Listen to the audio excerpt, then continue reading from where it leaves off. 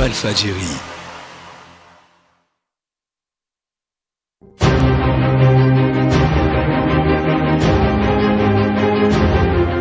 Le Sénégal est l'un des pays africains dont la culture démocratique n'est plus à démontrer.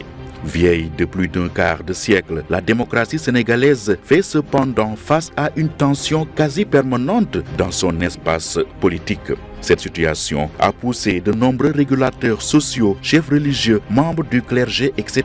à tirer la sonnette d'alarme afin de ramener la mosquée au milieu du village. Cette tension qui électrise perpétuellement la scène politique, surtout en cette veille d'élection, trouve sa source essentielle dans la posture des différents protagonistes. Les gouvernements qui se sont succédés au Sénégal ont tous usé, parfois abusé des moyens que l'État leur confère, force de l'ordre, lois et règlements, entre autres, afin de contrer les activités politiques, syndicales ou citoyennes qui leur sont défavorables. D'Abdou Diouf à Macky Sall, la posture est la même, tenter de restreindre la liberté de manifester ou plus généralement la liberté d'expression. Si ce n'est pas le refus pur et simple de demande d'autorisation ou de déclaration selon la Constitution, c'est la répression violente et disproportionnée de la manifestation. De l'autre côté, il y a une opposition de contestation au lieu d'être une force de proposition. Même si son apport dans la démocratie sénégalaise est inestimable, l'opposition de contestation a été vulgarisée principalement par Abdoulaye Wade durant les 26 ans en tant qu'opposant. Maître Abdoulaye Wade a excellé dans ce type d'opposition